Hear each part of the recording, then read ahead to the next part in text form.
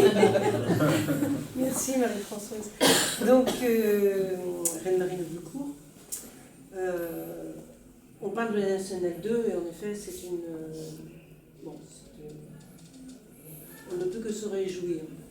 Pour autant, pour moi la 31 est extrêmement importante et le Compiègne-Reims, pour ne pas dire le Beauvais-Reims, est quelque chose qui pose vraiment des problématiques, aussi bien dans les échanges que dans la vie quotidienne.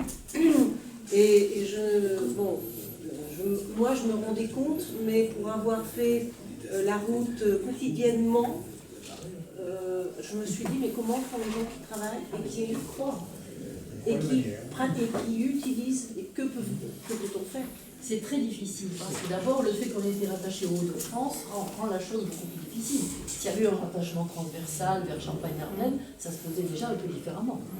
Deuxièmement, j'ai posé la question, je l'ai demandé au cabinet d'Alain Vidalil. Non, avant c'était Cuvillier, avant déjà, donc qui était le ministre des Transports.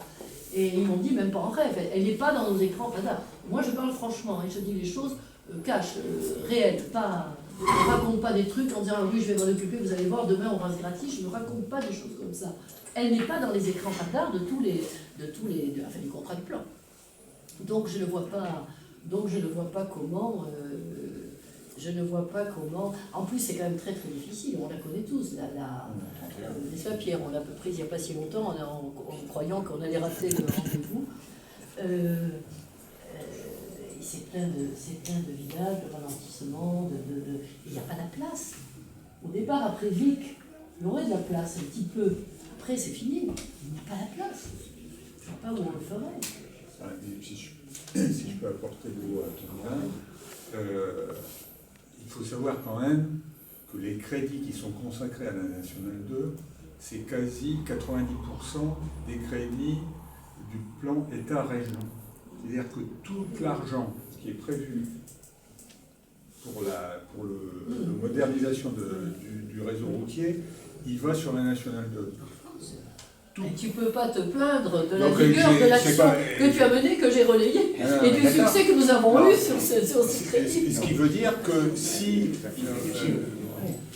Donc, ce qui veut dire que si on veut mettre le paquet sur la Nationale 2, il faut qu'un objectif. Le problème, quand on est élu, c'est qu'on est obligé de choisir des objectifs. Et les objectifs, une fois que tu as choisi un objectif, il faut aller jusqu'au bout de l'objectif. Ce qui est vrai aussi, c'est que dans l'ancienne région Picardie, on nous disait toute la journée, allez voir à Compiègne, allez voir à Compiègne. C'était le discours qu'on nous tenait. Parce que je n'ai pas fait que les autorités nationales. J'ai fait aussi des autorités locales et régionales. Je le fais toujours d'ailleurs. Je parle cash. C'est ce qu'on nous disait.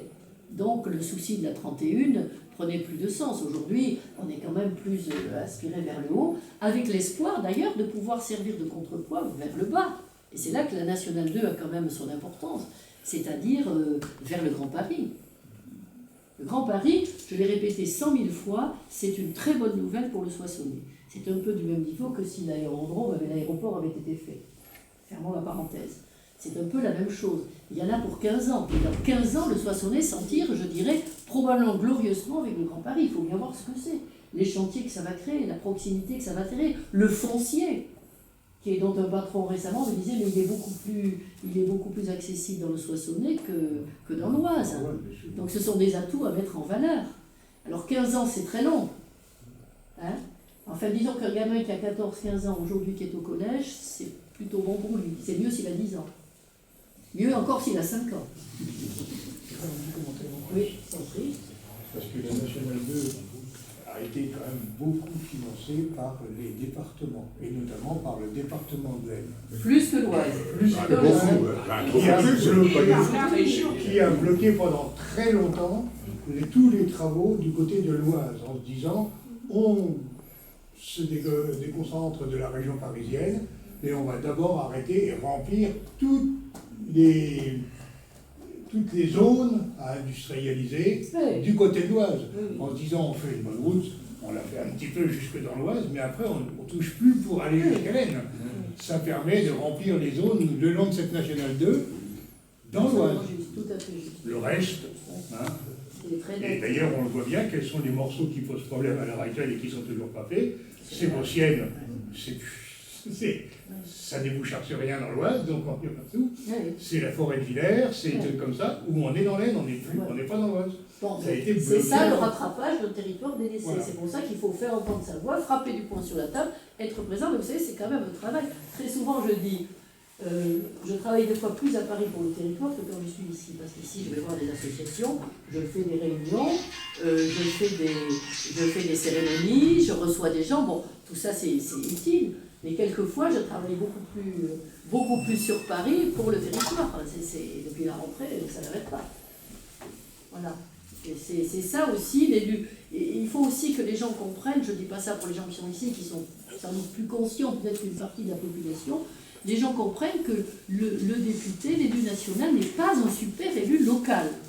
C'est un élu d'un territoire et à ce titre, il doit à ce territoire son intérêt total, mais ça n'est pas un élu local, ce n'est pas la même chose. Il doit aussi porter la volonté des électeurs qui l'ont élu au plan national, avec, encore une fois, les allers-retours. Parce qu'évidemment, les lois de finances, les lois de sécurité sociale, toutes les grandes lois, les déserts médicaux, j'en ai déjà parlé tout à l'heure, tout ça a évidemment un impact souvent direct. Ce qu'on fait sur le plan économique, et plus encore, hélas, ce qu'on ne fait pas, a un impact aussi direct sur le territoire. Donc on ne peut pas distinguer les deux. Mais il ne faut pas voir dans le député une sorte de super conseiller départemental. C'est un autre rôle, les deux sont utiles, ou régional, c'est un autre rôle. C'est tout à fait différent. Enfin, ça, c'est un message que tu auras des difficultés à faire passer. Enfin, je te l'ai déjà dit, parce que les électeurs lambda, ce qu'ils veulent, c'est voir leur député. Oui, c'est vrai. C'est juste. Donc, et en même temps, si on veut que les gens veulent qu'on travaille sérieusement pour eux, c'est souvent quand ils ne vous voient pas que vous travaillez sérieusement pour eux. Voilà. Le coup du PAMS, Oui, c'est pas en me oui. promenant en serrant des mains avec d'aimables sourires que j'ai eu le PAMS. C'est pas du tout comme ça. C'est à Paris que je l'ai eu. Et c'est ça. C'est la réaction que tous les gens, une grosse majorité des gens, ont devant la télévision quand il y a des questions au gouvernement, quand l'hémicycle est vide, on se dit qu'est-ce qu'ils foutent. Ils sont payés à rien faire. Alors ils sont peut-être en train de bosser en commission ou n'importe quoi, mais ils sont probablement en train de bosser. Hein. C'est pour ça que maintenant, sur les questions du gouvernement, tout le monde y va. En fait, faut qu'on voit leur tête. Ce que tu dis, Jean-Marie, va plus loin, il y a une dévalorisation de la classe politique. Moi, j'en comprends les raisons, je ne vais pas faire la leçon aux autres non plus, parce que à partir d'un tout petit mouvement qui s'appelle maintenant, ne l'oublions pas, République moderne, le mouvement de Jean-Pierre Chevènement, son nom, et nous faisons des tables rondes, il y a aussi République moderne. J'ai pris comment réindustrialiser la France. On a fait venir quand même des gens significatifs. J'appartiens à un tout petit mouvement, donc je ne vais pas faire la leçon aux autres, mais quelquefois, vous me permettez une expression familière, on en a gros sur la patate. Quand je vois que depuis Maastricht, Jean-Pierre Chevènement a alerté quand même sur un certain nombre de dérives, qu'il a alerté aussi sur la baisse de la capacité industrielle de notre pays, qui est passée de 30% de tout ce que nous créons de la valeur ajoutée à 12% aujourd'hui, et que les gens qui ont crié comme ça pour alerter, je ne parlerai même pas de l'éducation, les gens qui ont crié pour ça pour alerter, quelquefois on trouve amer de voir que finalement on nous dit ah ben oui, vous avez raison. Mais entre-temps, excusez-moi du retard. Je me suis permis, Françoise, d'inviter un jeune bonjour. qui est une jeune pépite. Bonjour le jeune. Un Parisien, voilà, je me suis dit ça fait du bien d'avoir très jeune, j'ai bien fait. Voilà. Ah mais c'est gentil pour les autres. Un Parisien qui c'est est très agréable de les voir comme ça. Voilà. Voilà. Donc tout ça à partir de la Nationale 2. Ce n'est quand même pas notre seul sujet. Je considère que maintenant, si on se projette dans 15 ans, je crois que vraiment tout est bon pour le Soissonnais. Entre le foncier, la proximité du Grand Paris, les chantiers, c'est un truc énorme, le chantier du Grand Paris. Oui. Oui, alors j'aurais une question. Dans votre propos liminaire, vous avez parlé de l'Europe vue par vous. Je vous avais écrit le 24 mai 2014, vous m'aviez d'ailleurs répondu, pour vous interpeller sur le fait, est-il vraiment responsable pour un élu de la République d'appeler à ne pas aller voter par les temps qui courent.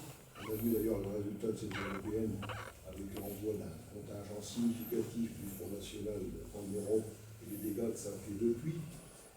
Depuis ce temps-là, est-ce que vous pensez que la situation s'est améliorée? On sait aujourd'hui dans toutes les consultations électorales depuis, c'est-à-dire la région, le département, j'en passe des meilleurs, toutes les élections intermédiaires, la première force politique c'est devenu l'abstention dans ce pays. La deuxième force politique c'est devenu la protestation, voire au fond du refus. Aujourd'hui, la situation de la gauche, telle qu'on l'entend, sous réserve que les médias nous relatent bien ce qui se passe, on ne serait même pas présent au deuxième tour. D'après vous, ça c'est le constat, d'après vous, quelles actions correctives on envisage de mettre en place pour corriger ces déviances et pour tenter de recrédibiliser la vie politique? Aujourd'hui, les politiques de droite comme de gauche, ils sont quand même bien malades. Puis alors, avec ce qui vient d'arriver la nuit dernière, n'en parlons pas. Ouais, merci pour votre question. Moi, je résumerai ma position, notre position avec Jean-Pierre Chevènement et la République moderne, c'est qu'il faut donner l'espoir d'une reconstruction. Il est trop tard pour désespérer. Il est trop tard pour désespérer, sinon on ouvre la voie vraiment à une sorte de vague noire qui va en même temps dans le mur. Hein. C'est pas... Il est trop tard pour désespérer, c'est-à-dire qu'un peuple comme le peuple français est capable de sursaut. On est tombé relativement bas, après on a eu des périodes beaucoup plus basses aussi, mais enfin, il y a des sujets, indiscutablement, entre la sécurité, l'état de l'économie, il y a des sujets. On est tombé bas, mais ce n'est pas une raison pour ne pas rebondir. On avait fait un appel après le Brexit, parce qu'il y a le Brexit aussi. On a fait un appel après le Brexit à plusieurs, Jean-Pierre Chevènement et moi, et des intellectuels. On avait fait un appel dans lequel on disait il faut une nouvelle conférence de Messine. La conférence de Messine en 1955. L'Europe s'effondre parce qu'il n'y a pas la communauté européenne de défense, qui était d'ailleurs un très mauvais projet, selon moi, que Mendès France, parce que République moderne, c'est le nom que Mendès France a laissé prendre Jean-Pierre Chevènement. La formule est de lui. Mendès France avait lutté victorieusement contre la communauté européenne de défense qui consistait à arrimer l'Europe dans l'OTAN et dans le monde atlantique, et puis elle avait plus son mot à dire, c'était la vassalisation absolue. Donc, il y avait une forte mobilisation contre la CED. Et donc, les débuts de l'Europe, c'était en 1954, avant le traité de Rome, avant le marché commun s'effondre, et donc un certain nombre de responsables ont appelé à une conférence de Messine, qui s'est tenue à Messine en 1955, et qui a débouché sur le traité de Rome. Alors évidemment, le traité de Rome, c'est pas l'idéal. Encore que maintenant, si on s'en était tenu au traité de Rome, ça laisse un peu rêveur. On aurait certainement pu avancer beaucoup mieux. Voilà l'idée. Donc on avait fait cet appel en disant il faut une nouvelle conférence de Messine. Une nouvelle conférence dans laquelle les gouvernants, c'est-à-dire les gens qui représentent leur population, les gouvernants se mettent ensemble autour d'une table et dire voilà ce que maintenant on peut accepter, voilà ce qu'on ne peut pas accepter. Et je considère, moi, je ne vais pas vous réciter mon article de Marianne qui paraîtra après-demain, ce que je considère, moi, c'est qu'il faut que ça soit fait sur un mandat populaire.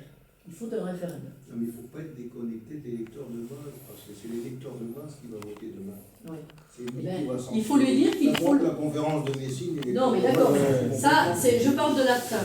Pour arriver à une conférence entre gouvernants, il faut dire aux gens, maintenant, on veut entendre votre voix, voilà le projet sur lequel on voudrait rebâtir l'Europe, votez. Et ça, moi, le projet, il n'est pas si difficile à faire que ça. Le lecteur de base, il est terre à terre. Hein. C'est qu'est-ce que je bouffe demain, où est-ce que je vais bosser, oui, mais... est-ce que j'aurai une retraite, c'est oui, simple, hein, mais les lecteurs de base, depuis 10 ans, c'est-à-dire exactement depuis le référendum de 2005, le lecteur de base a compris une chose, c'est que la question européenne interpénétrait dans tout ce qui va arriver, et que ses propres gouvernants n'étaient pas pour rien là-dedans. C'est pas juste la méchante Bruxelles contre la bonne France, c'est pas ça. Et ça, les gens l'ont compris. Moi, je parle aux gens quand même, j'en rencontre pas mal, malgré tout.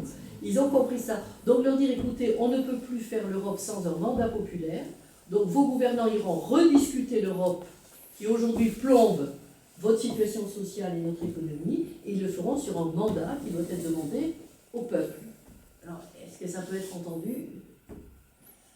Dire aux gens, ben moi j'en rencontre beaucoup quand même, vous savez, les gens viennent vous voir, et puis au bout d'un moment, le discours évolue, enfin on sent des choses. Hein. Dire aux gens, vous avez le droit de décider de votre avenir, c'est pas la Commission européenne faite de technocrates qui sont en plus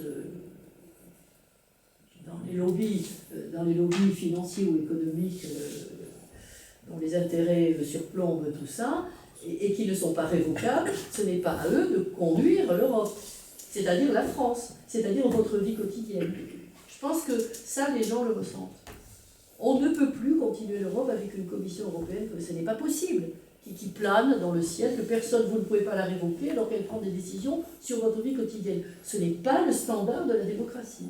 La démocratie, c'est que nos gouvernants dans le Conseil européen, ils disent voilà ce que nous décidons. Après, il faut décider quelles sont les règles. Voilà l'impact, chacun le fera son impact sur son propre peuple. Et puis, si les peuples ne sont pas contents, ils révoquent leur gouvernant. On ne peut pas être dans un système comme ça qui plane au-dessus, on voit le résultat. Pas qu'en France.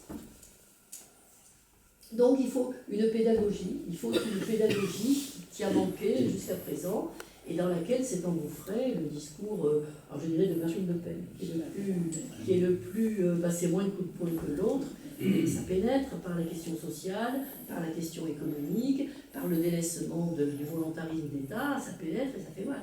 Il y a trop avoir peur, hein. La Grèce, l'Italie, l'Espagne, partout, c'est votre sanction. Les partis du gouvernement sont électés au premier tour maintenant. Mais il faudrait se demander pourquoi quand même. L'Autriche et ailleurs. Oui. Non mais il ne va plus en rester un comme ces partis-là. Oui, mais enfin, c'est pas un méchant cauchemar qui s'est abattu sur les anti-gouvernants de l'Europe qui ont mêlé pendant 30 ans l'Europe c'est la paix, un véritable évangile, tout en laissant faire le marché le plus débridé, la concurrence libre et non faussée, les services publics qui ne sont pas garantis, tout ça est honteux. Mais il y a bien des gens qui l'ont accepté tout de même. Donc ça a fini par se voir. Et si on met à part la question européenne, si on regarde l'évolution de la mondialisation libérale aux États-Unis, c'est quand même les petits blancs déclassés de la mondialisation, pas les plus misérables, mais les petits blancs déclassés de la mondialisation qui ont fait la victoire de Trump. Il faudrait quand même se demander pourquoi. Je ne s'appelle pas un mea culpa généralisé des gouvernants, mais vu ce que j'ai vu, j'en ai vu des choses dans ma carrière, j'en ai vu. Un renoncement extraordinaire, on ne sait pas pourquoi. Un renoncement, d'ailleurs, les économistes le disent, les économistes des prix Nobel, Stiglitz, disent mais qu'est-ce que l'Europe attend pour repartir? Pourquoi est-ce qu'elle organise sa non-prospérité? Ils ne comprennent pas. Il n'y a pas de volonté. Et je crois que les gens attendent un discours. Alors on vous dit, les gens veulent de la participation. Moi je suis pour la participation. Je trouve que plus on parle aux citoyens, plus on a d'échanges, mieux c'est. Mais je crois que les gens veulent surtout un discours clair. Qu'on dise où on va. On a des difficultés dans ce pays. Mais où on va, où on peut aller, comment on peut le faire positivement. Moi je crois que c'est ça que les gens attendent. Et si on avait ce contre-discours,